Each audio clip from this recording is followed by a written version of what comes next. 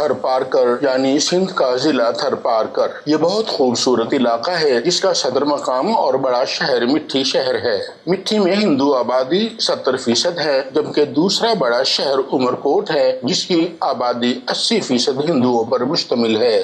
تیسرا بڑا شہر کوئلہ اگلتا ہوا سلام کوٹ ہے جس کی آبادی میں 60% ہندو اور 40% مسلمان آبادی ہے۔ شہر ڈیپلو چوتھا بڑا شہر ہے، اس میں 80% مسلمان اور 20% ہندو آباد ہیں۔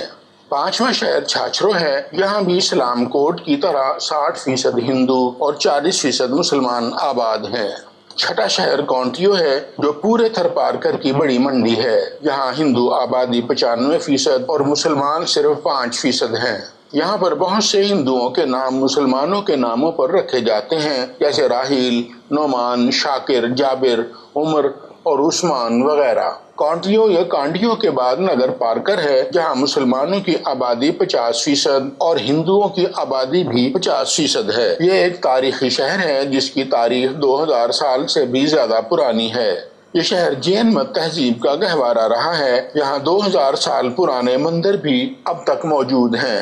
مورخین کے مطابق 1000 سال پہلے جب یہاں سے جین مت کے پیروکاروں نے نقل مکانی کی تو وہ یہاں کی قدیم اور اہم مورتیاں بھی اپنے ساتھ لے گئے تھے۔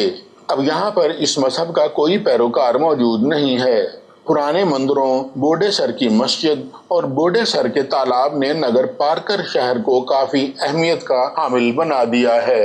روایت مشہور ہے کہ اس بوڈے سر کے تالاب کی تہہ میں سونے کی چادریں بچھائی گئی تھیں، لیکن 2008 عیسوی میں جب نگر پارکر کے اس تالاب کی مرمت اور صفائی کے دوران 20 فٹ تک کھدائی کی گئی تو پتہ چلا کہ وہاں پر سونے نام کی کوئی چیز بھی موجود نہیں ہے، اور یہ سب روایتیں ہیں جو ایک عرصے سے زبان زد عام ہیں۔ آثار قدیمہ میں دلچسپی رکھنے والے سیاح دنیا بھر سے اس مقام کو دیکھنے کے لیے آتے ہیں۔ یہاں پر ایک مشہور کنواں بھی واقع ہے جس کو ماروی کا کنواں کہا جاتا ہے۔ اس کنویں کے ساتھ ایک بہت پرانی روایت منسوب ہے کہ اس کنویں سے عمر سومرا نامی ایک مقامی بادشاہ نے ماروی نامی ایک لڑکی کو اغوا کر دیا تھا۔ اس وجہ سے اس کنویں کو ماروی کا کنواں کہا جانے لگا تھا۔ اس کنویں سے کچھ ہی فاصلے پر گوری کا مندر واقع ہے۔ علاقے کے 3 اطراف میں گرینائٹ پتھر کے پہاڑ پائے جاتے ہیں جن میں سے گرینائٹ پتھر نکالا جاتا ہے۔ یہاں کے گرینائٹ پتھر پوری دنیا میں مشہور ہیں اور دوسرے ملکوں کو برآمد کیے جاتے ہیں۔ یہ چھوٹا سا شہر پاکستان اور انڈیا کے بارڈر پر واقع ہے اور بہت اہمیت کا حامل ہے۔